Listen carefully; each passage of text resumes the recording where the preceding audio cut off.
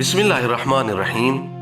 अस्सलाफ़ातुल बर्रिया, इससे मुराद खुश्की का कछुआ है। ये ऐसा हैवान है जो खुश्की में अंडे देता है।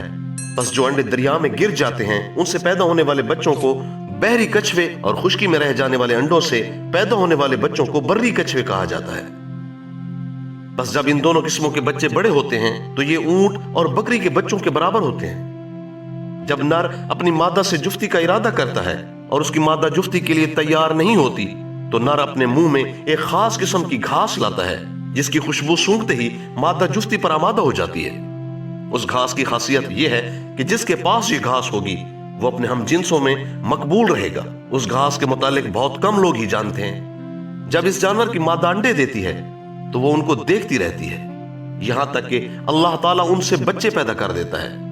इस जानवर की मादा के नीचे का हिस्सा सख्त होता है जिसकी वजह से उसमें हरारत नहीं होती।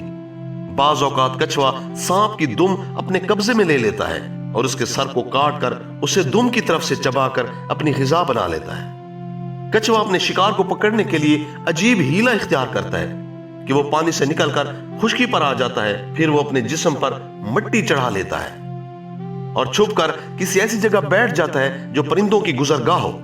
बस परिंदे कछुए को पहचान नहीं सकते और जो ही कोई परिंदा उसके करीब से गुजरता है तो ये उसे पकड़ लेता है और पानी में ले जाता है, फिर उसको अपनी खुराक बना लेता है। नर कछुए के दो आले तनासुल होते हैं और इसकी मादा की दो शर्मगाहें होती हैं। नर अपनी मादा पर तवील मुद्दत तक सवार रहता है। कछुआ सांप के गोश्त को बहुत पसंद करता है। शायर ने कहा है, अल्लाह ताला तबाह बर्बाद करे उस जानवर को जो साहिब धुन होने के बावजूद गूंगा है और थोड़ी सी कोशिश से उसके विश्वास में इजाफा हो जाता है।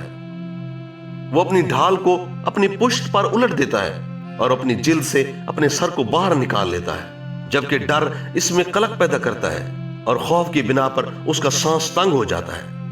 वो अपनी गर्दन से अपने पंजों को मिला लेता है और अपनी जिल्द में अपने सर को दाखिल कर लेता है। शरई हुक्म, इमाम बग़वी रहमतुल्लाह अलैह ने कछुए की हिल्लियत का कौल नकल किया है और इमाम राफी रहमतुल्लाह अलैह ने इसके नजस होने की वजह से इसको हराम करार दिया है, इसलिए कि यह सांपों को खा जाता है।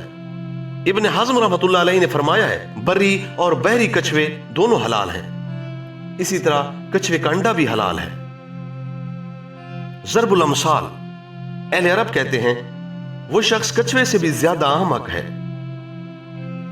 खवास, साहिबुल फलाह और क़ज़वीनी रहमतुल्लाह अलैह ने बयान किया है, अगर किसी जगह सर्दी की शिद्दत महसूस होने लगे और उससे नुकसान का डर हो तो एक कछुए को पकड़कर उसे चित लिटा दिया जाए ताकि उसके हाथ और पांव आसमान की तरफ बुलंद रहें, तो उस जगह सर्दी से कोई नुकसान नहीं होगा। अगर कछुए का खून हाथ और पांव पर मल दिया जाए तो यह जोड़ों के दर्द के लिए नफा बख्श है। अगर कछुए के खून की मालिश हमेशा की जाए तो हाथ पांव फटने के लिए बेहद मुफीद है और तशन्नुज के मर्ज के लिए भी नफा बख्श है। कछुए का गोश्त खाना भी इन्हीं अमराज के लिए बेहद मुफीद है। जो शख्स कछुए का गोश्त खुश्क करके और पीस कर चिरागदान में जलाएगा वो गूज मारने लगेगा और यह बात बहुत मुजर्रब है। इंसान के जिस उज़्व में दर्द हो, अगर कछुए का वही उज़्व लेकर उस पर लटका दिया जाए तो अल्लाह ताला के हुक्म से दर्द फौरन खत्म हो जाएगा।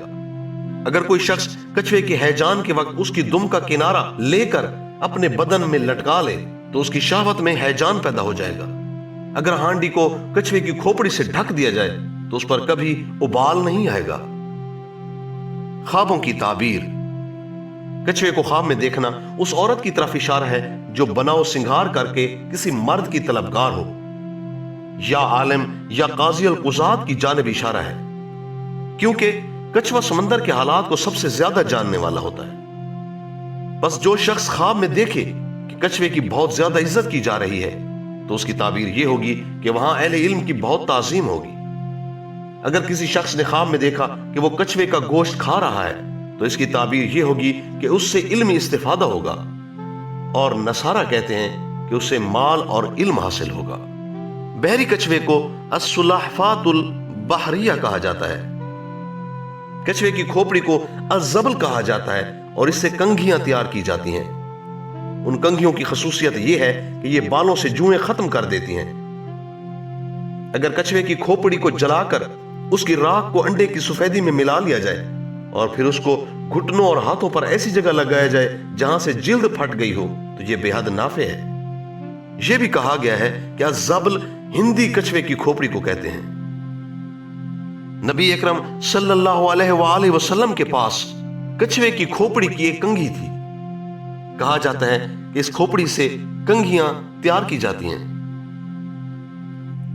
حدیث میں ہے نبی اکرم صلی اللہ علیہ وآلہ وسلم نے حضرت ثوبان رضی اللہ کو حضرت فاطمہ سلام اللہ علیہ کے لیے کچھوے کی 2 کنگھیاں خریدنے کا حکم دیا۔